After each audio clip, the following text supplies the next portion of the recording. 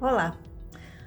Nós então hoje vamos continuar o conteúdo falando sobre intestino, disbiose, alteração da permeabilidade intestinal e inflamação. No conteúdo anterior, que foi ontem, nós conversamos então sobre as manifestações digestivas da disbiose, que é um desequilíbrio da microbiota intestinal, os micro-organismos que habitam o nosso intestino. Então, nós falamos sobre distensão abdominal, sobre náusea, sobre refluxo, sobre gases inodoros ou um odor característico, sobre eructação, sobre a alternância do hábito intestinal entre constipação e diarreia. E hoje nós vamos conversar então um pouquinho sobre as manifestações extraintestinais da tríade: disbiose, alteração da permeabilidade intestinal, que é o leaky gut, e inflamação. Eu sou a doutora Ana Regina Boani, médica funcional integrativa, e vamos então dar continuidade ao conteúdo de hoje.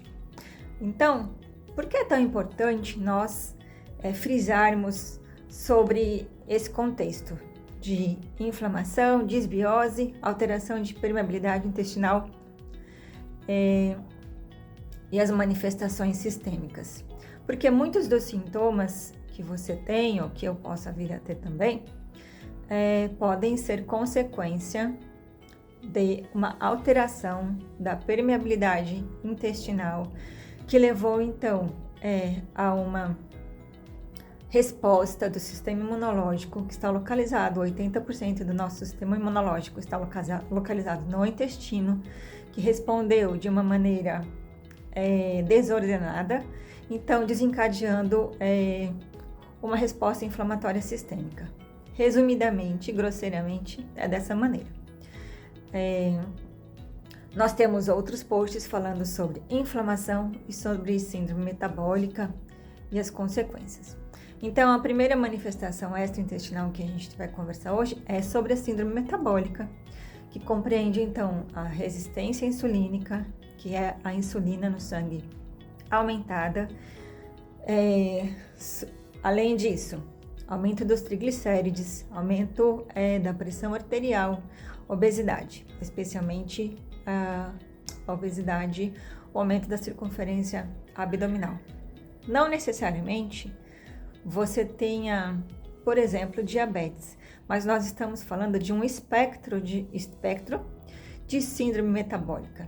Então, se você já está apresentando alteração da sua insulina, sem necessariamente você ter diabetes, ou seja, alteração da sua hemoglobina glicada, mas você já tem as suas provas inflamatórias alteradas, você já tem os seus triglicerídeos que não precisam estar em 150.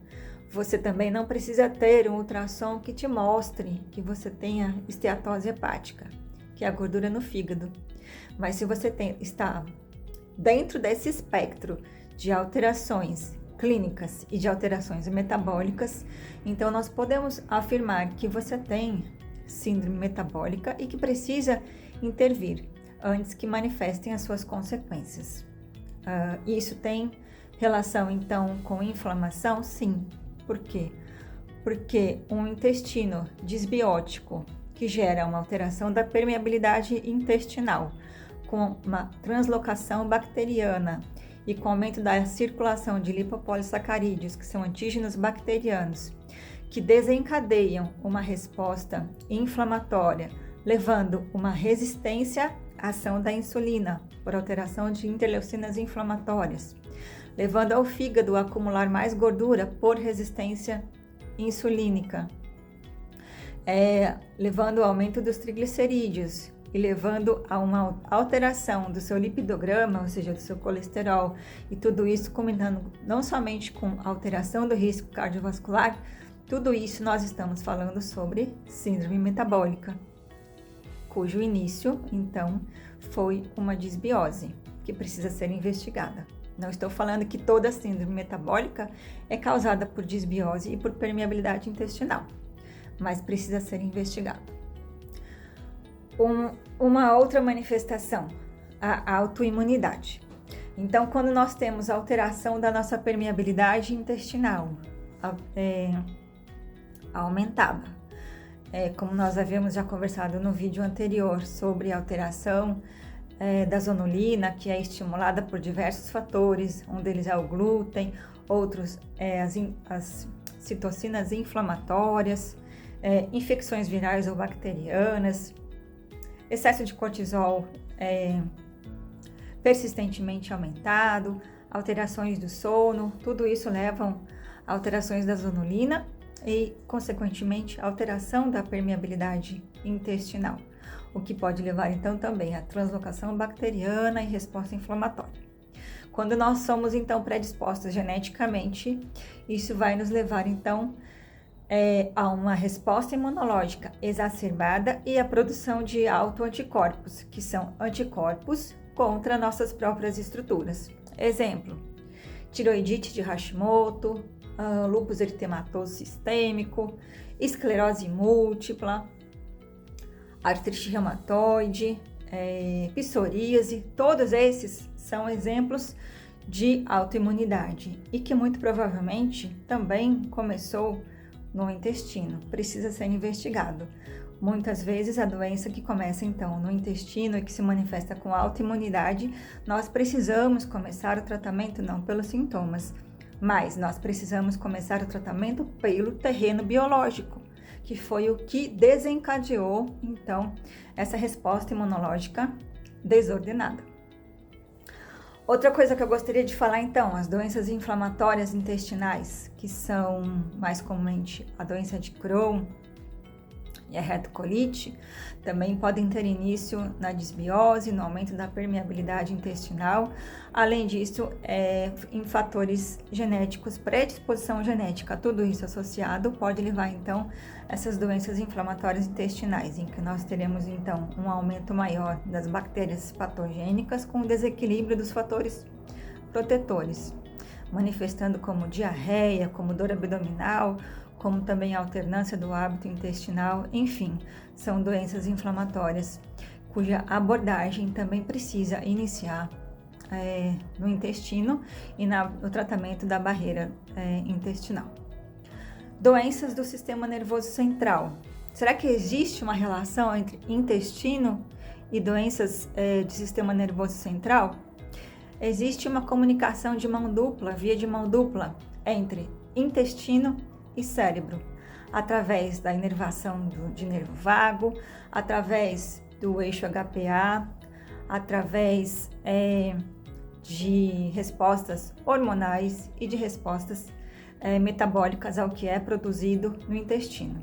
Então, alterações de microbiota que levam à disbiose, alteração de permeabilidade intestinal e tudo que nós já conversamos, além do estresse oxidativo, podem predispor então à doença de Parkinson, a doença de Alzheimer, ansiedade, estresse, depressão, síndrome do pânico, podem sim estar associados a também questões intestinais, hiperpermeabilidade intestinal e inflamação. Esses conteúdos nós vamos abordar numa próxima oportunidade, mas é para você saber que existe uma relação entre intestino e cérebro. Existe também alterações na relação entre intestino e o eixo gonadal? Com certeza. Então, por exemplo, doenças como endometriose, em que nós sabemos que não é somente uma doença hormonal, ela também é uma doença inflamatória, ela é uma doença em que há uma disfunção mitocondrial importante, além da disfunção hormonal, além de uma disfunção imunológica, em que nós sabemos, por exemplo, que a deficiência de vitamina D também está relacionada à endometriose. Além de alterações de microbiota, em que alterações de microbiota estão sim relacionadas ao metabolismo do estradiol. Além disso, a síndrome do ovário policístico, ou a SOMP, além de questões de infertilidade, além de questões de tensão pré-menstrual e aqueles sintomas exagerados de dor, de enxaqueca, de dor abdominal, alterações intensas de fluxo sanguíneo, também podem estar relacionadas à inflamação. E por último, que eu gostaria de falar, a relação entre inflamação, disbiose, leaky gut e alterações de pele e anexos. Então, alterações na sua unha, alterações no cabelo, a alopécia, rosáceas, psoríase, acne. Então, também são questões que podem estar envolvidas no processo inflamatório e que o intestino precisa ser contemplado na investigação diagnóstica. Então, existem outras manifestações ainda sim, são diversas. A gente poderia ficar aqui horas conversando sobre as manifestações, mas essas eu julguei interessantes e que podem ser abordadas em próximos conteúdos.